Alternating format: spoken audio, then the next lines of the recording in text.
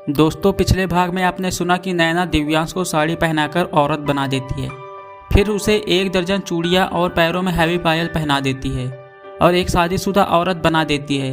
नैना दिव्यांश का नाम रोशनी रखती है। जब दिव्यांश खुद को शीशे में देखता है तो शर्मा जाता है। नैना दिव्यांश से पूछती है कि उसे अपनी पत्नी के कपड़े पहनकर कैसा लग रहा है। दिव्यांश बताता है, मुझे औरत बनकर बहुत अच्छा लग रहा है और जब मैंने कॉलेज में औरत बनकर नाटक में काम किया था उसके बाद से मैं लड़कियों के कपड़े पहनना चाहता था, लेकिन लोग क्या कहेंगे, लोग मेरा मजाक उड़ाएंगे, यही बात मुझे औरत के कपड़े पहनने से रोक देती थी। अब आगे की कहानी सुनिए। नैना ने दिव्यांश की बात सुनकर कहा, रोशनी तुम बेकार की बातों पर ध्यान देती हो। कहने वाले तो हमेशा कहेंगे, चाहे अच्छा करो या बुरा। वैसे भी हम दोनों पति पत्नी हैं, हम जो चाहें वो करेंगे।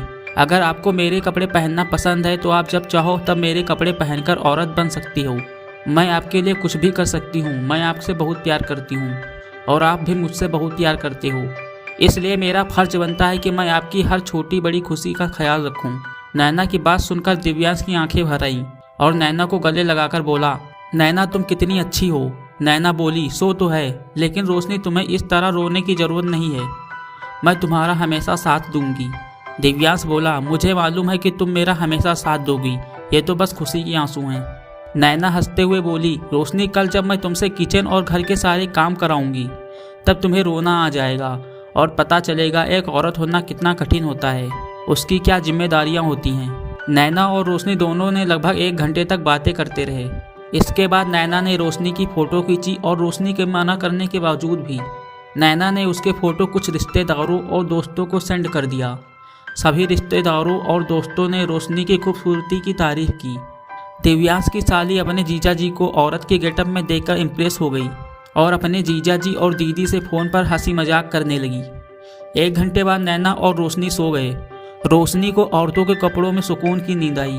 अगली सुबह दिव्यांश और नैना का बेटा अपने पापा को मम्मी के कपड़ों में देखकर अपनी मम्मी से पूछा। दोस्तों, आप लोगों में से सिर्फ 25% लोग ही हमारे चैनल को सब्सक्राइब करते हैं और 75% लोग चैनल को सब्सक्राइब नहीं करते। सो प्लीज़ चैनल को सब्सक्राइब करके बेल आइकन को प्रेस कर दीजिए, जिससे हमें मोटिवेशन मिलता रहे और वीडियोस बनाने के लिए। तो चलिए स्टोरी पर आते हैं। मम्मी, पापा ने आपके कपड़े क्यों पहने हैं? पापा तो एकदम मम्मी लग रहे हैं। इतना पूछकर दिव्यांश और नैना का बेटा रोशनी की गोद में जाकर बैठ गया। अब रोशनी को माँ होने का एहसास हो रहा था और अपने बेटे को सीने से लगा लिया। नैना बोली, बेटे तुम्हारे पापा मम्मी बनकर तुम्हें प्यार करना चाहते थे, इसलिए वो तुम्हारी मम्मी बन गए। फिर नैना बोली, रोशनी अब तुम अंडर गारमेंट और साड़ी ब्लाउज निकालकर फ्रेश हो जाओ और ऑफिस के लिए तैयार हो जाओ, नहीं तो तुम्हें रोशनी बनकर घर के काम करने पड़ेंगे। दिव्यांश जल्दी से अपनी पत्नी नैना के कपड़े निकालकर नहाने चला गया और ऑफिस के लिए तैयार हो गया। इतनी देर में नैना ने दिव्यांश का फेवरेट नाश्ता तैयार कर दिया। दिव्यांश नाश्ता करके अपनी पत्नी और बेटे को किस करके ऑफिस चला गया। उस दिन के बाद नैना कभी कभी दिव्यांश को अपने कपड़े पहनाकर रोशनी बना देती और रोशनी के साथ खूब मस्ती करती।